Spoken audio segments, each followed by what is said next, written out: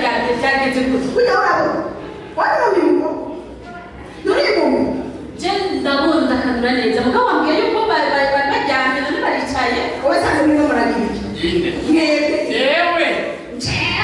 wowe nyine cyane muri muragira Yo. mani Uri kula lota.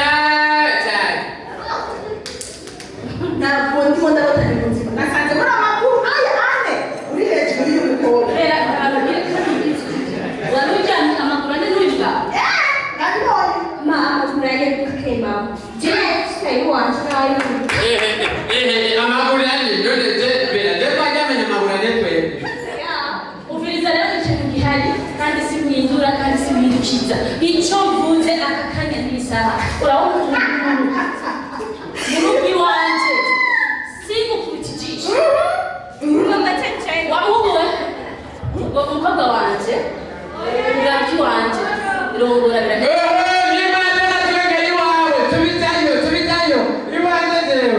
uzamugore ubere ko waretse nabi wabyaye nabi niba wabyariye mu gihugu niba wabyariye amakoka n'inzoka wewe n'inzoka wowe ubonye dudu nawe kubera Jendi wanyu ne. Jendi wanyu kugenda mutenda nyoko wawe. Mbiza ikintu gihari navuze karabuka nkahindura simidukiza kicuritatu kinura numva ngaha mu rugo rw'ibintu Nule zewe zewe.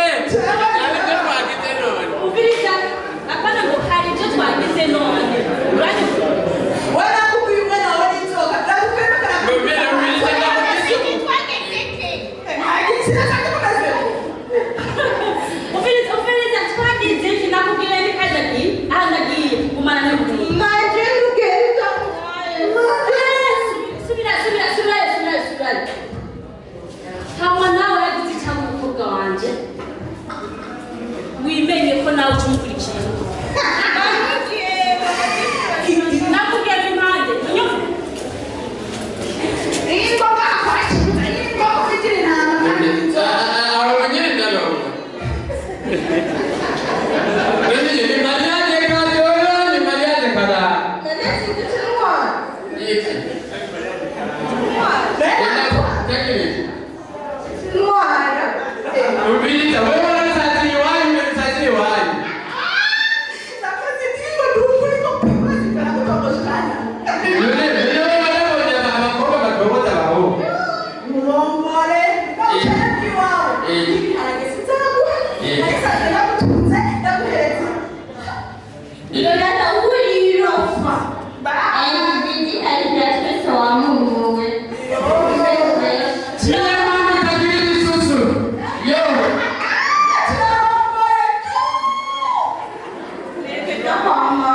Inde. Genda na. Akaya ninachanga. Ana kutumia mazani wakaro. Bado geuke wewe ana kutumia mazi. Genda na kana kitana na ukawetu na jamaa mpira. Nani matera visa hapo kwa kwa kweli mara kwa ndiesa. Urembo za mera baba sore dadi. Mutamurega ambana ngorongora kwa kweli. Magaka jangan demokrasi ceza. Bera, kamu. Nanti lah siapa bisa kamu.